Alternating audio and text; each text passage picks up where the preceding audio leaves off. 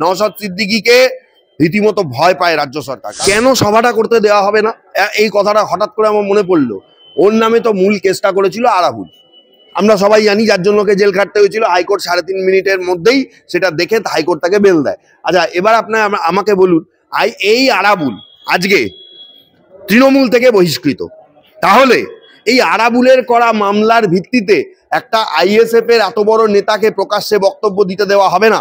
এই ধরনের ধৃষ্টতা যে রাজ্য সরকার দেখাতে পারে, তাদের কোনো কথার দাম নেই। এক, আর দ্বিতীয় হচ্ছে যে এই রাজ্য সরকার তারা হচ্ছে দুমুখ নীতি নিয়ে চলে, নিজের জন্য সব ভালো, অন্য দল হলেই সেগুলো খারাপ। যেরকম বিজেপিকেও তারা করেছে, অন্যান্য যত ছোট বড় দল সমস্ত দলের ওপরেই তারা এই জিনিসগুলো দেখায়। পরবর্তীকালে চোখে চোখ রেখে এর মানে কি বলবো, চোখে চোখ রেখে এর বিরোধিতা করতে হবে এবং উপযুক্ত জবাব তাদেরকে রাজনৈতিকভাবে হোক অথবা আইনিভাবে হোক দেওয়ার জন্য ভবিষ্যতে যেন আইএসএফ। রাজ্য সরকার পারমিশন দিল না, রাজ্য সরকারের সব কিছুতেই তাদের মাথায় যেন বাজ ভেঙে পড়ে।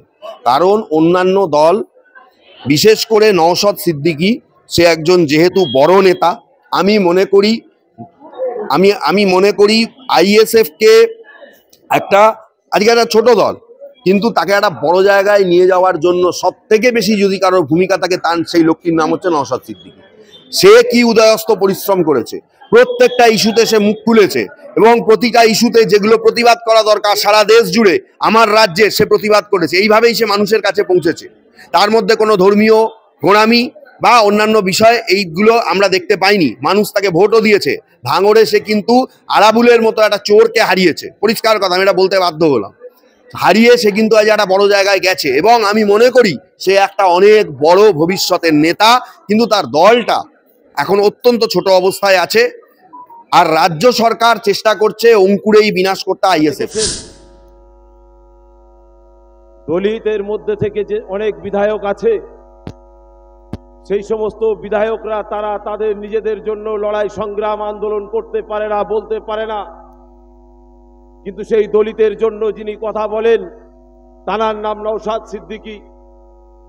আপনারা দেখেছেন এ রাজ্যের অনেক মুসলমান বিধায়ক আছে, সেই বিধায়করা যখন এই পশ্চিম বাংলার মাদ্রাসাকে বন্ধ করে দেওয়ার একটা চক্রান্ত চলে, যখন এই পশ্চিম বাংলার ওয়াকফ সম্পত্তিকে ধ্বংস করে দেওয়ার চক্রান্ত চলে, যখন পশ্চিম বাংলার ওয়াকফ সম্পত্তিগুলো তৃণমূলের দাদারা লুট করে নেওয়ার চক্রান্ত করে, তখনও তাদের কথা বলার মতো হিম্মত থাকে না। তখনও বিধানসভার মধ্যে লড়াই করেন, রাস্তায় লড়াই করেন একটি নাম, তার নাম হলো নওশাদ সিদ্দিকী। যিনি নওশাদ সিদ্দিকী এমন একটা পরিবার থেকে এসেছেন, যে পরিবার কোনোদিন কারুর কাছে মাথা নত করেনি। আর এই রাজ্য সরকার, মমতা ব্যানার্জির সরকার, তিনি ভেবেছেন যে নওশাদ সিদ্দিকীকে এমন প্যাচে ফেলবো, নওশাদ সিদ্দিকী মনে হয় এই টালির চালে বসে থাকা হাওয়ায় চপ্পল পরনেওয়ালা মানুষটার কাছে, মহিলাটার কাছে মাথা নত করবে। কিন্তু নওশাদ সিদ্দিকী দিনের পর দিন বুঝিয়ে দিয়েছেন। আপনারা দেখেছেন বিগত দিনে আমাদের সকলের ভালোবাসার মানুষ এবং তার সহপাঠী সংগ্রামী আন্দোলন যারা করেছিলেন, তাদেরকে 42 দিন জেল বন্দি করে রাখা হয়েছিল। বিভিন্ন রকম ভাবে তাকে প্রলোভন দেওয়া হয়েছিল, কিন্তু তারপরেও তিনি রুখে যাননি, তিনি আন্দোলনকে বন্ধ করেননি। বিভিন্ন সময় মানুষের স্বার্থে, কখনো মাদ্রাসা, কখনো ওয়াকফ সম্পত্তি, বিভিন্ন সময় তিনি আন্দোলন ছাড়া তানার মুখে আর দ্বিতীয় কোনো কাজ নেই। তাই আপনাদের বলবো যে আজকের এই শহীদ মিনার ময়দান, লক্ষ লক্ষ মানুষ তারা রাস্তায় আছে, তারা আসছে। আমরা এখানে বলেছিলাম, কিন্তু বলার পরেও যে ভালোবাসা আপনারা দিচ্ছেন, এই ভালোবাসার কোনো মূল্য আপনাদেরকে দিতে আমরা পারবো না। তাই বলি বন্ধু, আপনারা জানেন যে এই পশ্চিম বাংলায় যে সংখ্যালঘুদের উপরে কি ধরনের অত্যাচার শুরু হয়েছে। তৃণমূলের নেতারা যোগীর রাজ্যের কথা বলে, উত্তরপ্রদেশের কথা বলে, আসামের কথা বলে, ত্রিপুরার কথা বলে, বিভিন্ন জায়গার কথা বলে, কিন্তু এই পশ্চিম বাংলায় সংখ্যালঘুদের উপরে যেভাবে অত্যাচার শুরু হয়েছে, ওই বাইরের রাজ্য থেকেও আমাদের রাজ্যে কোনো অংশে কম নেই। আমরা দেখেছি সংখ্যালঘুদের যে অধিকার ছিল, আমরা সেই অধিকারগুলোর দিকে এই রাজ্যের দিদিমণি যখন ক্ষমতায় আসেনি, তারা আসার আগে তিনি বলেছিলেন যে আমাকে ক্ষমতায় নিয়ে আসো, সংখ্যালঘুদের মূল স্রোতে নিয়ে আসবো, তাদের শিক্ষা, তাদের স্বাস্থ্য, তাদের কর্মসংস্থান প্রত্যেকটা বিষয়ে আমি দেখব। 10,000 মাদ্রাসার কথা আমরা ভুলিনি, কিন্তু আজকের দিনে দিদিমণি এমন প্ল্যান নিয়েছেন, এই মাদ্রাসাগুলোকে বন্ধ করার একটা চক্রান্ত তিনি নিয়েছেন, যার জন্য এই মাদ্রাসাগুলোতে আজকে আর শিক্ষক নিয়োগ হচ্ছে না।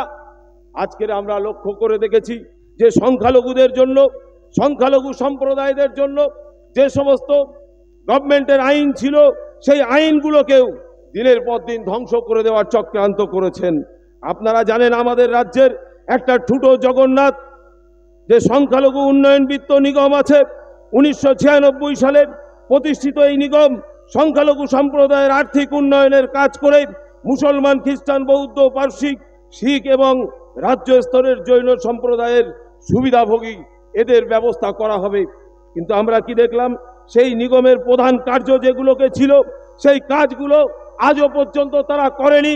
তার কাজের মধ্যে মূলত যেগুলো ছিল, সংখ্যালঘু সম্প্রদায়ের সন্তানদের শিক্ষার জন্য যদি কিছু প্রয়োজন পড়ে তাদের সম্পূর্ণ ব্যবস্থা করতে হবে, ঋণ দিয়ে, ঋণ প্রদান করে মানুষদেরকে স্বনির্ভরতা বৃদ্ধির জন্য ছোট ব্যবসা, ক্ষুদ্র প্রকল্প এবং আবাস যোজনার ঋণ, scholarship, pre matric, post matric এবং মেরিট কাম স্কলারশিপ, এই ধরনের বিভিন্ন রকম সমাজের উন্নয়নমূলক কাজের জন্য এই বিত্ত নিগম ছিল। কিন্তু আমরা আজকের, আমার মনে হচ্ছে এই সংখ্যালঘু বিত্ত নিগম যেটা চলছে, এই ঘুঘুরু বাসাটা ভাঙার জন্য নওশাদ সিদ্দিকীর সঙ্গে আমাদের প্রত্যেককে কাঁধে কাঁধ মিলিয়ে আন্দোলন সংগ্রাম করতে হবে। এবং আমরা আজকের এই শহীদ মিনার ময়দান থেকে ডাক দেব যে এই সংখ্যালঘু বিত্ত নিগমকে জ্বালিয়ে দাও, ভেঙে দাও, পুড়িয়ে দাও। সংখ্যালঘু বিত্ত নিগম বাংলার কোনো মানুষের কাজে আসে না, শুধু তৃণমূলের দাদাদের কাজে আসে। আজকের যাদের কাজ ছিল মুসলমান সম্প্রদায়, বিভিন্ন সম্প্রদায়ের পিছিয়ে পড়া মানুষগুলোর উন্নয়ন করার জন্য, সেই মানুষগুলো আজকের তারা মুসলমান সম্প্রদায়ের মানুষদের হাতে বোম তুলে দেওয়ার জন্য ব্যস্ত, তাদের হাতে গুলি তুলে দেওয়ার জন্য ব্যস্ত, তাদের হাতে লাঠি তুলে দেওয়ার জন্য ব্যস্ত। আমরা লক্ষ্য করে দেখুন বিভিন্ন জায়গায় আজকের যেখানে যাবেন, বকটুয়ের কথা আমরা ভুলিনি, এক মুসলমানকে দিয়ে আর এক মুসলমানের উপরে লিলিয়ে দেওয়া হচ্ছে, ভাঙড়ে এক মুসলমানকে দিয়ে আর এক মুসলমানের উপরে লিলিয়ে দেওয়া হচ্ছে। ঠিক এইভাবে সারা রাজ্য জুড়ে যে লবি সৃষ্টি করে রেখেছে একটা শ্রেণীর মানুষ আর একটা শ্রেণীর মুসলমান সম্প্রদায়ের উপরে, সংখ্যালঘু প্রত্যেকটা জায়গায় প্রতিটা সেক্টরের মানুষের অধিকার নিয়ে লড়াই করে যাচ্ছে। তাই আমরা বলি ওই ব্র্যান্ডেড মানুষটার সঙ্গে, ওই ব্র্যান্ডেড রক্তের সঙ্গে আমরা সারা জীবন আছি। আপনারা আছেন তো? ওই লড়াই যতদিন থাকবে, নওশাদ সিদ্দিকী যতদিন থাকবে, আমরা এই লড়াইয়ের ময়দানে আছি। এবং লড়াইয়ের ময়দান যতক্ষণ পর্যন্ত না অধিকার আদায় করতে পারবো, এই লড়াই আমরা ছাড়ছি না। এই বার্তা দিয়ে নওশাদ সিদ্দিকী জিন্দাবাদ, আইএসএফ জিন্দাবাদ, ইনকিলাব জিন্দাবাদ।